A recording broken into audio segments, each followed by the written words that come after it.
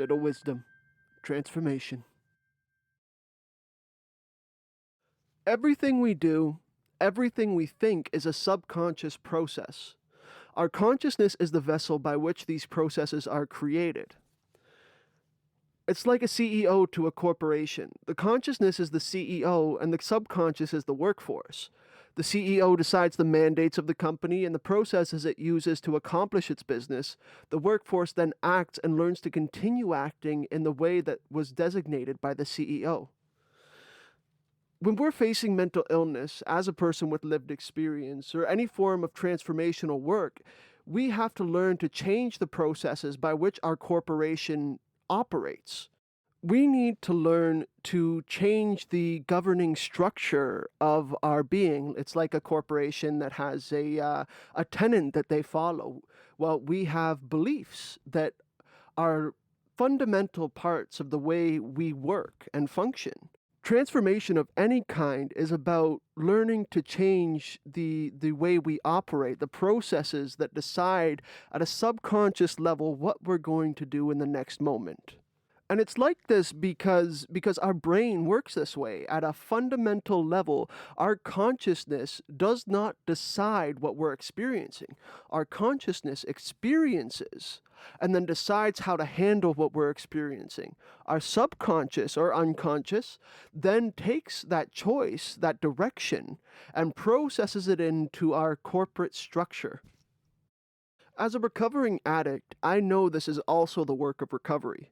Learning to transform the way we are living is always about changing the way we function at an unconscious level. I mean, in the recovery world, we talk about the people who white knuckle, and they haven't had the will to actually change the way they work at an unconscious level.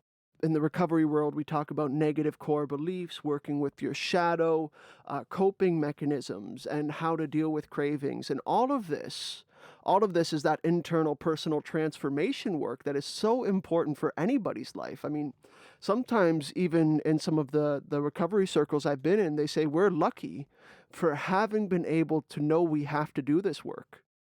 Now, it's a very, very important work to learn to create space for something new.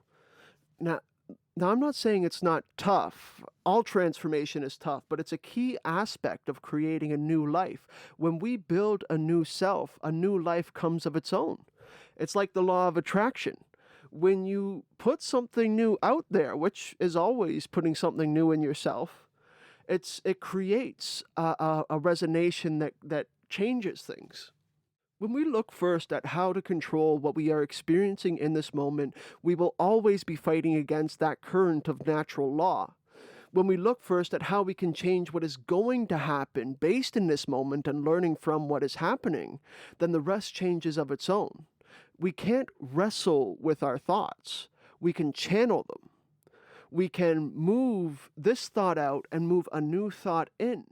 We can redirect focus to create new processes. And that's like a company that looks at what's happening within its structure and decides that it has to implement this new strategy. So what I'm saying is we have to be at peace with what we're experiencing now and be able to keep a stable mind to decide a future course that is strategically, tactically supportive of the life we choose to live. Just like a CEO would decide the course of their company. And that's personal transformation, but personal transformation is different. When we can't hold that peace that gives us a clear and stable mind, we have less room to make things good in our life. Because of the nature of energy, when we bring fear in, when we allow fear, when we wrestle with thoughts, we are creating space to wrestle with thoughts. And I mean, it's never easy, and it's always easier to say, but when we don't take that time to just take a deep breath, meditate, practice mindfulness, or do what brings us peace, we're actually taking away our body's ability to integrate a better way of living. For a company, it's a bit different. I mean, they're not going to actually react to the fear the way our body does. We are an integrated being, and we react to everything we experience down to a stub toe or a weird thought that we don't really like going through our head. So, the first step to personal transformation is actually being able to take a step back, like meditation, and find peace with what we're experiencing. And then we need to be able to work in a way that changes what's happening subconsciously. We can't change this singular moment, but we can change the future we're going to live.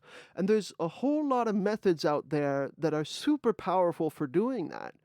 One of them is envisioning, and that also works on fundamental energetic characteristics of how we live and why we're living. I mean, the nature of reality itself reacts to what we're thinking and builds upon what we're creating in ourselves. So when we're able to envision what we want to go step into, we are able to create a basis for energetic manifestation. Another one is learning to reward yourself for doing something good. So let's say you practiced martial arts or you worked out today and you know you want to do that in the future. Well, after you're done working out, you treat yourself to something.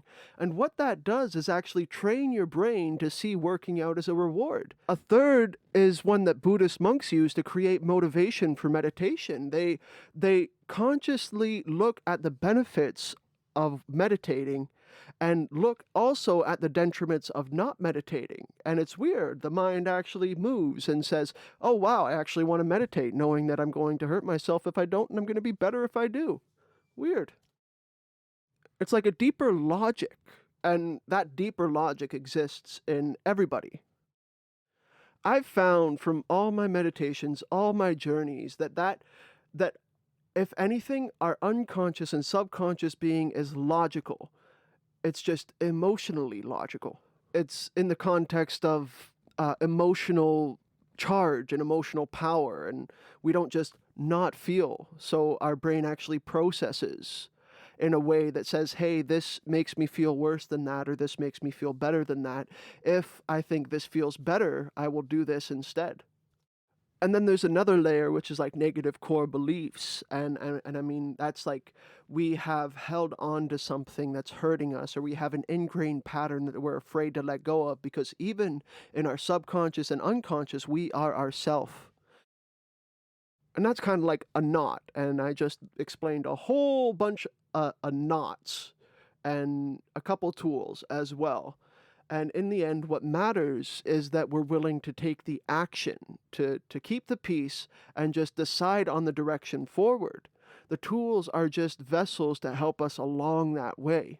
Now, speaking from the stance of a recovering addict, the ones who always made the progress were the ones who were willing to act. And when I mean act, I mean also sacrifice. It's the ones who are willing to let go of the way they live now that will make a brighter future. If a person isn't willing to let go, they can't transform. Now, from the stance of a person with mental illness, this work is also what brings me stability, because when I work on this, when I'm able to hold peace with what I'm going through and respond with ability, which I was taught is responsibility, I'm able to create the processes that balance out this innate characteristic of myself. I hear voices, I go through mood swings, and from learning to keep peace and respond to it, I am able to live a full life. When we are looking to change our life, we must start with ourself. And when we're looking to change ourself, we must look at the way we function, both as a human being who is living and as an individual. Transformation is the action of insight, and it is always personal evolution. Transformation is the action of insight, and it is always personal evolution. When we look at what is happening and take it as a way of making strategies for what we can do in this moment to change the future, we are able to change how we live as a whole. And that always begins within. There are so many things out there that say the work starts within. And it is always about action. After knowing what we can do, we have to act. I have met so many recovering addicts in my life who struggled to love themselves. And I did too. And I would talk to them. I would say, why don't you forgive yourself? Or why don't you work towards developing it? Or how about you build a self you love? And always there were excuses for the ones who didn't end up making it through.